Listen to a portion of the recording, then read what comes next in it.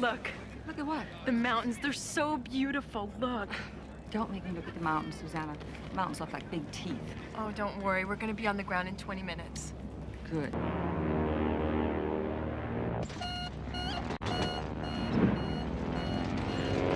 Mother of God, no! Oh, shit! Run! Come on, run! Come on! What happened?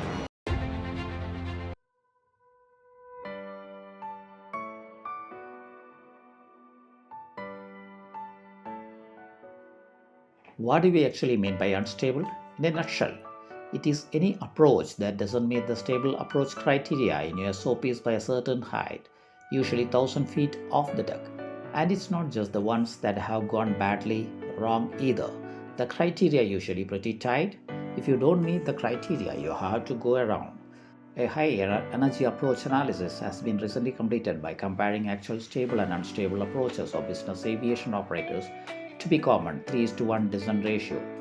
The study looked at this relationship from four distinct distances from the runway, that is 20, 15, 10 and 5 nautical miles from touchdown. The study highlights the importance of being aware of how you manage the aircraft's total energy, kinetic plus potential, as you begin to fly the approach. Flights that were above the 3:1 descent ratio and not stable often had high rate of descent and high approach speeds.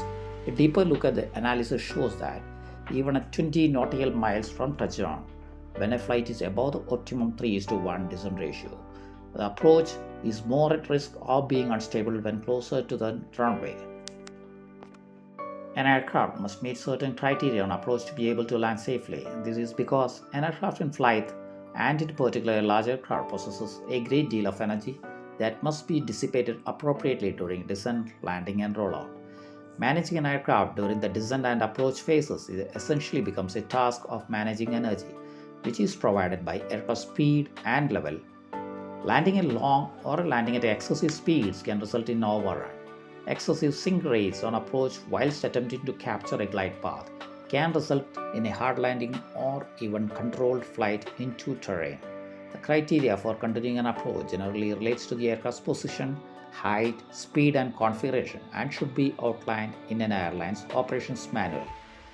For each performance criterion such as speed, rate of descent, etc., the aircraft must be within a certain tolerable window in order for it to be classified as stabilized and continue to land. These criteria are assessed at gates which tend to be established depending on individual airline SOPs and flight conditions between 1500 to 500 feet AGL. Should the aircraft fail to meet these criteria, it is considered to be unstable and a pilot should be expected to execute a go-around. Pilots are under pressure to achieve a stabilized approach for a number of reasons. One is safety. Unstable approaches have either directly or indirectly been the cause of several incidents and accidents, including runway excursions. One is economic.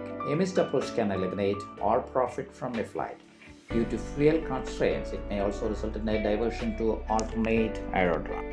The safety alert included several board recommendations for maintaining a stabilized approach, calling on pilots to comply with SOPs and industry best practices, including a normal glide path, specified airspeed and descent rate, landing configuration, appropriate power setting, landing checklists, and a heading that ensures only small changes are necessary to maintain runway alignment. Other recommendations called for the effective use of crew, resource management, or single pilot resource management, beginning with an effective approach briefing and including a thorough understanding of hazards, approach conditions, missed approach procedures, and other critical elements of the approach. The safety alert also said that flight crews should be able to withstand pressure from air traffic control and passengers to land the airplane as soon as possible and to be immune to continuation bias, defined as an unconscious bias to continue with an original plan even after conditions have changed. If an approach becomes unstabilized, an immediate go-around is required, alert said. Never attempt to save an unstabilized approach. The bottom line is be mindful of your flying on approach before you commence the approach, not just when you are close to the runway. Remember, one of the most effective ways to prevent becoming a statistic is to go around if something is not right at any time. If you choose to continue with an unstabilized approach, you risk landing too high, too fast, out of alignment with the runway centerline, or otherwise being unprepared for landing. These situations can result in loss of control of your aircraft or a runway excursion. So why aren't we doing it? There are a bunch of factors, but the most important is pilot psychology. Either consciously or subconsciously, we are making a decision to not go around. Here are some suggestions about what may be happening inside our heads. We are pilots, which means we are mission orientated. We want to get in and we don't like conceding defeat, nor do we enjoy being reminded that we have reached the limit of our ability to fix whatever has gone wrong. Experience also tells us that if we persist a little longer, we can re-stabilize. After all, a little speed brake, a little more sink rate, you will have the thing back on rails long before the runway out the window is too close or comfort. The problem is we are fixating on completing the mission. Studies have shown this behavior is insidious. It creeps up on you and you begin to normalize the risk. Just like a speeding driver arriving home unscathed, the danger becomes typical, but it gives you far less capacity and room to deal with anything unexpected. A go-around is a normal procedure, but boy, do things happen quickly. It's okay when you know it's coming, but it is when you're off the script that they get especially challenging, especially after something stressful has already happened. Studies show that pilots are more reluctant to go around, and in scenarios they haven't practiced. This includes when the aircraft is only partially configured or is very low to ground.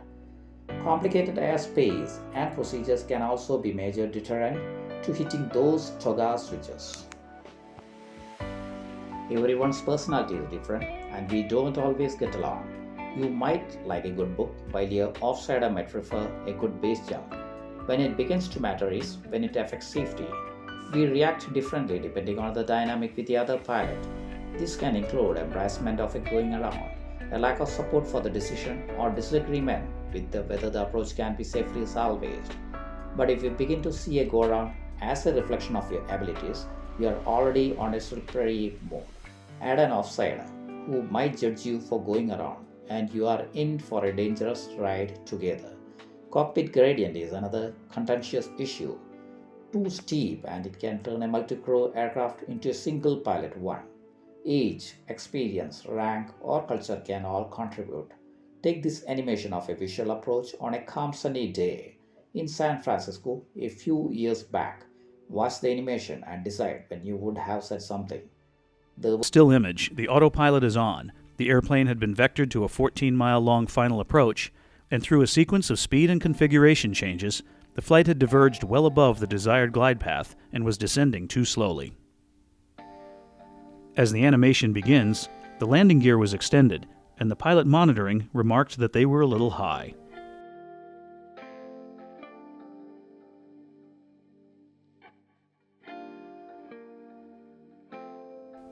The pilot flying said he would descend more and selected 1,500 feet per minute descent rate in the autopilot.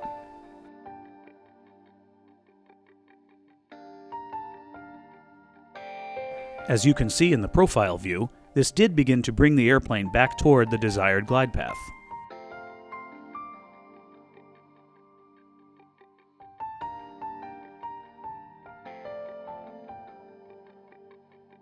However, about 6 miles from the runway, the selected descent rate was set back to 1,000 feet per minute. The airplane was still well above the desired glide path.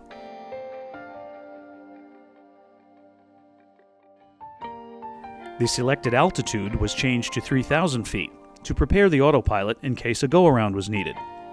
The airplane passed the 5-mile point near the final approach fix, about 400 feet higher than desired, and the crew began slowing the airplane.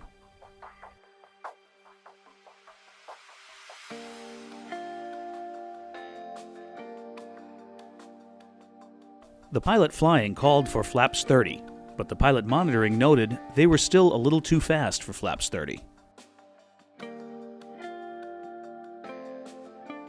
The pilot flying switched the autopilot to flight level change mode, which did not help with the descent and resulted in the airplane initiating a climb to the 3,000-foot altitude that was previously set. To prevent the climb, the pilot disconnected the autopilot and retarded the thrust levers to idle. This resulted in the autothrottle transitioning to hold mode. In hold mode, the autothrottle does not control airspeed.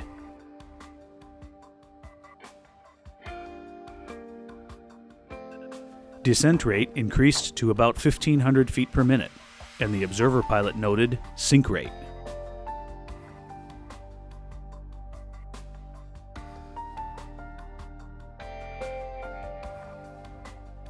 About 1.4 miles from the runway, the airplane descended through the desired glide path and slowed through the target approach speed. The pitch attitude steadily increased as the pilot pulled back on the column in an effort to maintain the glide path. The airplane was well below glide path, and airspeed was 15 knots below the desired approach speed and rapidly dropping. 11 seconds before impact, an audible alert sounded because the airspeed was too low. 4 seconds later, the pilot monitoring advanced the thrust levers, followed by stick shaker activation and a verbal call to go around. These actions were too late, and the main gear and the underside of the aft fuselage struck the seawall.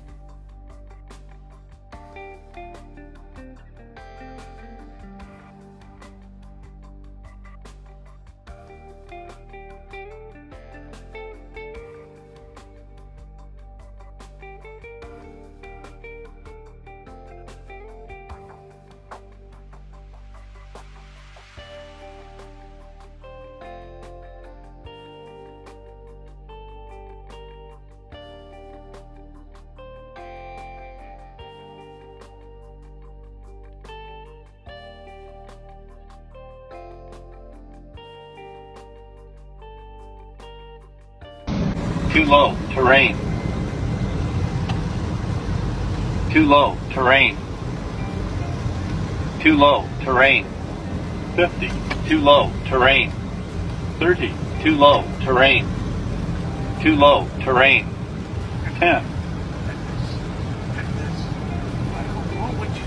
Where are you from? When did you learn flying? How the hell you become a fighter pilot? You are going like this all the time. Not acceptable. All the time I'm telling you, big number, you bloody hell. Now you're giving a damn rudder. Why?